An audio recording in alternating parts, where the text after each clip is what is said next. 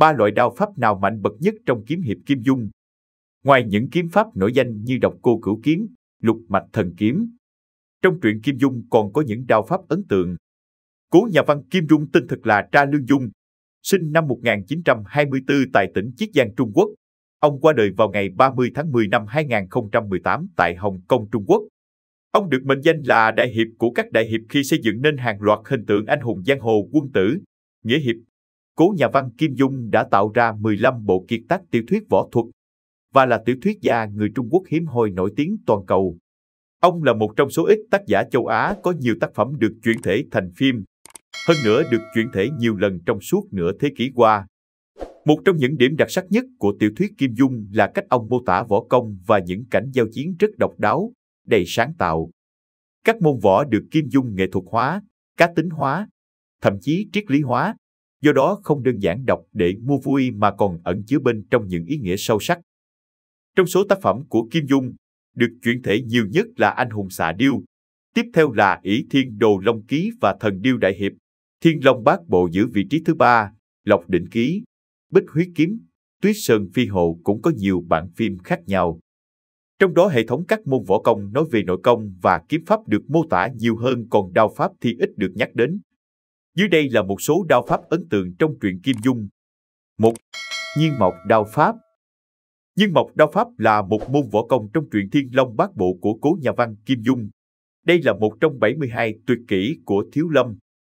Sau khi luyện thành có thể trên một nhánh cây khô bổ nhanh 9981 đao. Lưỡi đao không tổn hại nhánh cây chút nào, nhưng trên đao phát ra nhiệt lực có thể thiêu cháy nhánh cây nên mới có tên là Nhiên Mộc. 2. Hồ Gia Đao Pháp. Hồ Gia Đao Pháp là võ công trong bộ tiểu thuyết Tuyết Sơn Phi Hồ và Phi Hồ ngoại truyện của cố nhà văn Kim Dung. Đây là đao pháp gia truyền của dòng họ Hồ Gia. Chiêu thức biến hóa, không phải tập trung dùng lực chống lực. Suốt chiêu mang cảm giác chậm rãi nhưng ẩn chứa đạo lý âm dương. Có âm có dương, có cương có nhu. Mỗi đao đều tiềm tàng sức mạnh mãnh liệt.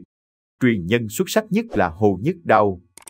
Con trai của Hồ Nhất Đao là Hồ Phỉ nhờ vào bộ đao pháp gia truyền Hồ Gia Đao Pháp cùng Thanh Lãnh Nguyệt Bảo đao mà trở thành một cao thủ võ lâm. Võ công sánh ngang với Miêu Nhân Phụng, một trong những nhân vật danh tiếng trong giang hồ với ngoại hiệu đã biến thiên hạ vô địch thủ Kim Diện Phật.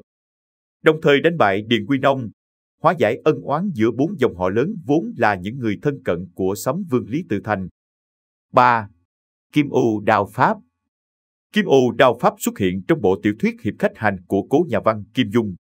Đây là loại đao pháp khai môn của phái Kim Ô, do Sử bà Sử Tiểu Thúy, vợ của trưởng môn phái Tuyết Sơn là Bạch Tự Tại sáng tạo ra, nhằm khắc chế cũng như bổ trợ cho Tuyết Sơn kiếm pháp.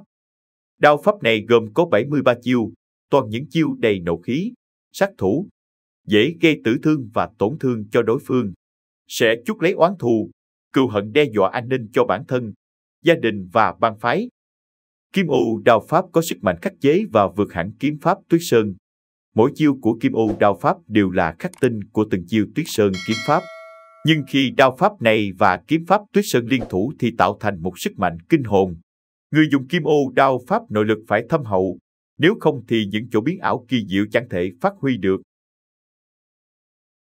Video chúng tôi đến đây là kết thúc. Cảm ơn tất cả các bạn đã quan tâm tới Xe Hay V88 và theo dõi video của chúng tôi.